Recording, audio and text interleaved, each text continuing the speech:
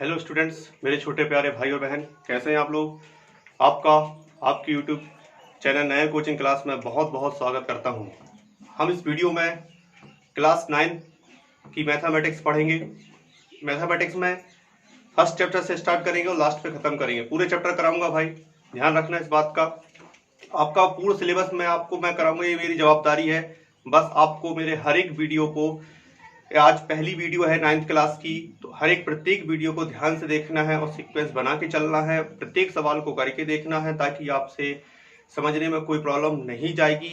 यदि आप पहली बार मेरी वीडियो से जुड़ रहे हैं तो बस आपका एक काम है, सब्सक्राइब कर लो ताकि आपके पास मेरा हर एक वीडियो बहुत आसानी से पहुंच जाएगा। ठीक है, तो पहला चैप्टर 9th क्लास का है। तो सबसे पहले तो आप लोगों की बधाई कि भाई आपको मैं पढ़ा रहा हूँ। तो देख लें, 9th का पहला चैप्टर है नंबर सिस्टम, संख्या पद्धति। बहुत ही महत्वपूर्ण चैप्टर है। आपके हर एक जीवन में आने वाली हर एक क्लास में कहीं ना कहीं इसका महत्व बहुत ज्यादा है। तो इसलिए आज ही समझ लें ताकि आपको बाद में कहीं प्रॉब्लम ना जाए कि हमने नंबर सिस्टम कहीं पढ़ा नहीं, बच्चे कहते हैं होता क्या। तो ये बारीकी से आज समझ लें कि आखिर है क्या, ताकि आपको प्रॉब्लम कभी नहीं जाएगी। तो करते हैं स्टार्ट। ठीक है, तो देखते हैं नंबर सिस्टम मतलब संख्या पद्धति। किसी भी चीज को व्यवस्थित तरीके से जमाने के तरीके को पद्धति कहते हैं। भाई हर एक, मान लो कहीं भी वस्तु कहीं भी रख देना है तो वो इधर उधर फेंकी रहती है, परंतु किसी चीज को व्यवस्थित तरीके से जमा दिया जाए। तो आज स्कूलों में क्लास बनी रहती है भाई कि first class, second class, third class, fourth class, fifth class, सब में सीक्वेंस बना रहता है कि भाई इसमें इतने व्यक्ति, इससे 0 से 5 साल के बच्चा कहाँ पढ़ेगा, है ना, 5 के बाद बच्चा कहाँ, मतलब पूरा सिस्टम बना के रखा है। तो उसी प्रकार फर्स्ट सेकंड थर्ड क्लास है। तो यहाँ पर भी संख्याओं के नंबर्स को आपको अलग अलग ग्रुप में बांट दिया गया है और उन ग्रुप को एक नाम दिया है। तो उस ग्रुप का नाम आपको याद रखना है और फिर कौन से ग्रुप में कौन सी संख्याएं आती हैं ये आप बेहतर तरीके से समझ लेना। और आज इस वीडियो को बहुत बेहतर तरीके से देख लेना। मुझे पूर्ण विश्वास है कि आपको नंबर सिस्टम जीवन में कभी नहीं भूलोगे भाई। ठीक है, तो संख्या पद्धति में आप संख्या देखेंगे। संख्या सबको पता है भाई, संख्या 1 2 3 5/4 9/2, है ना। बहुत सी संख्याएं आपने देखी हो, करनी 3, करनी 5, पाई, नाना प्रकार की संख्या, हजार, लाख, करोड़, सब संख्या देखी है आपने, माइनस में, प्लस में, अपोन में। 8th क्लास में भी आप पढ़ के आए हैं। आपका 8th का फर्स्ट चैप्टर था परिमेय संख्या, तो वहां भी आप पढ़ के आए हैं। परंतु यहाँ इस चीज को फिर से बेहतर तरीके से डीपली से मैं आपको समझा दे रहा हूं, आपको प्रॉब्लम नहीं जाएगी। तो बस बने रहिए वीडियो के अंत तक। यदि आपको नंबर सिस्टम सीखना है तो पूरा वीडियो देख लेना भाई।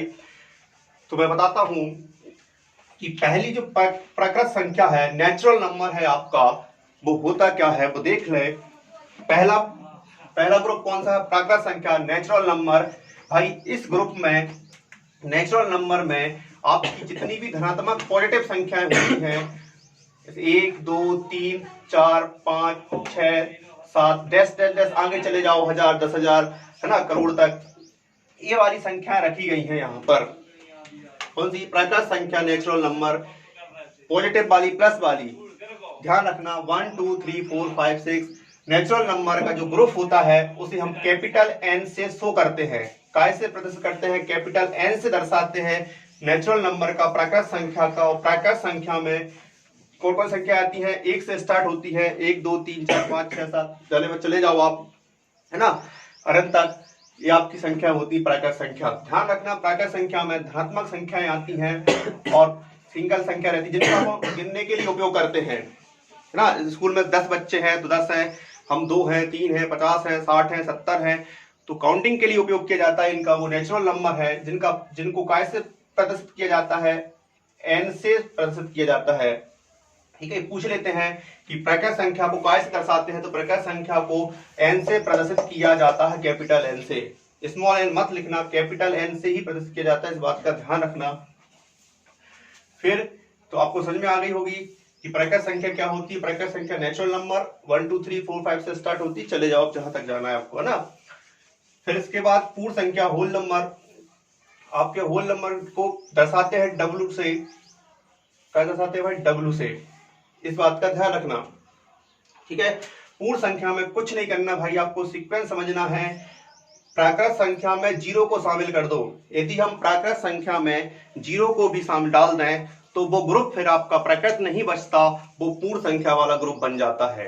तो समझ में आया कि पहले प्राकृत संख्या में यदि आपने जीरो को मिला दिया, जीरो डाल दिया इसमें, 0 1 2 3 4 5 8, मतलब क्या हुआ कि प्राकृत संख्या में आपने जीरो को शामिल कर दिया तो वो अब प्राकृत संख्या नहीं बची, कौन सा ग्रुप बन गया, पूर्ण संख्या बन गया, होल नंबर बन गया।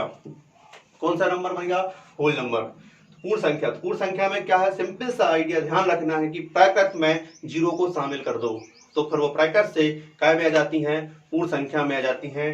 तो इस बात का ध्यान रखना।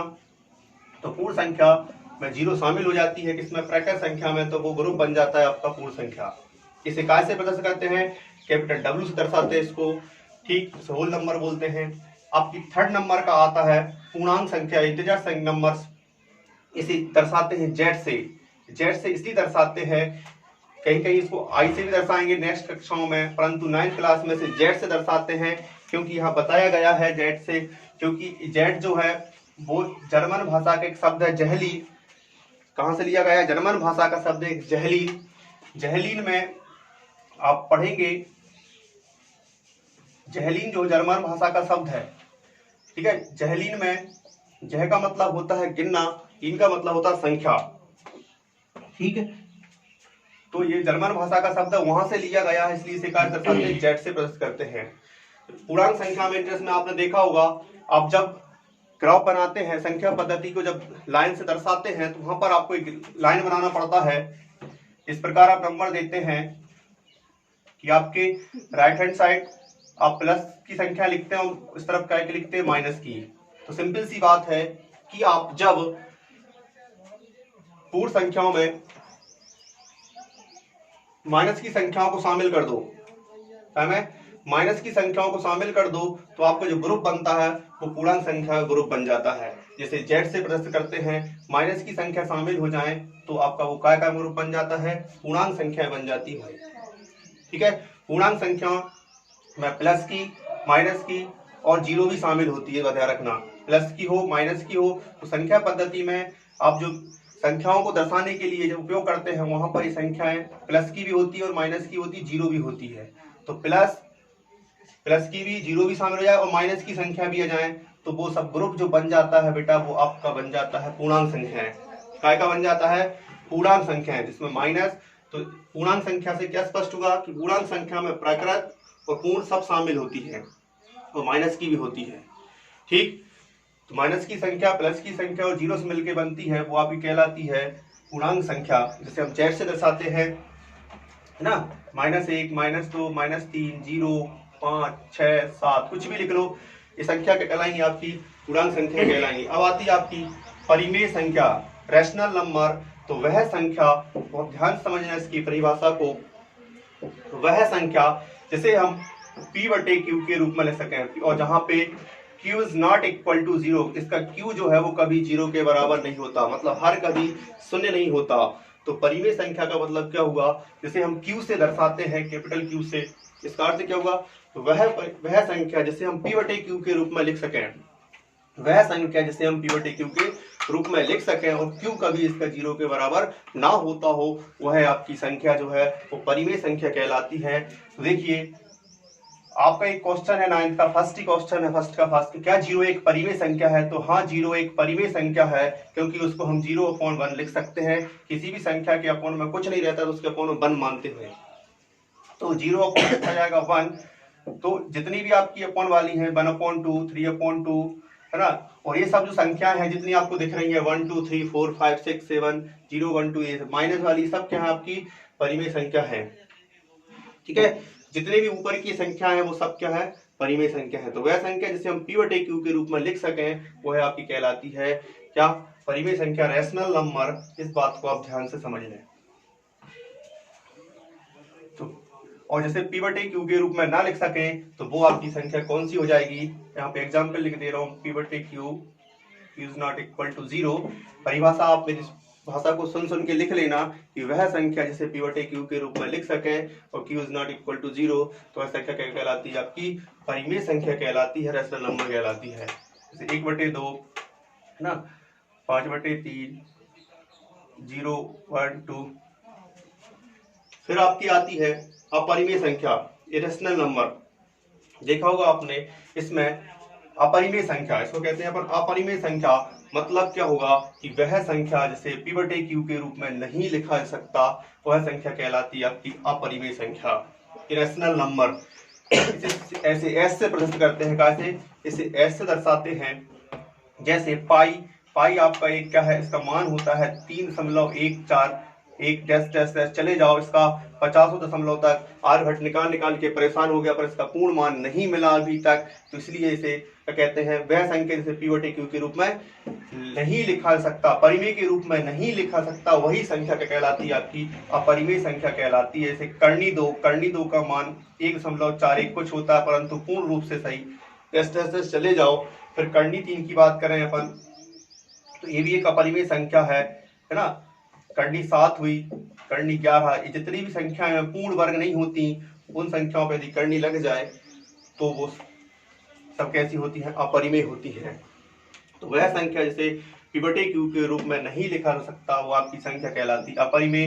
जैसे मैं दशमलव के बाद 4, 1, 3, 2, 5, 1, 6, 7, 8, 9, 10, 5 हर कुछ लिख दूं तो ये संख्या भी क्या होगी, अपरिमेय होगी। और डैश डैश कर दूं क्योंकि कोई पता नहीं है क्या हो रहा है, हर कुछ आ रहा है, अंक जो आ रहा है वो हर कुछ आ रहा है, 1 2 रिपीट, मतलब कोई सा अंक भी सीक्वेंस से रिपीट नहीं हो रहा है, सब एंड में आ रहे हैं, तो वो संख्या क्या कहलाएगी, आपकी अपरिमेय संख्या कहलाएगी, रेशनल नंबर।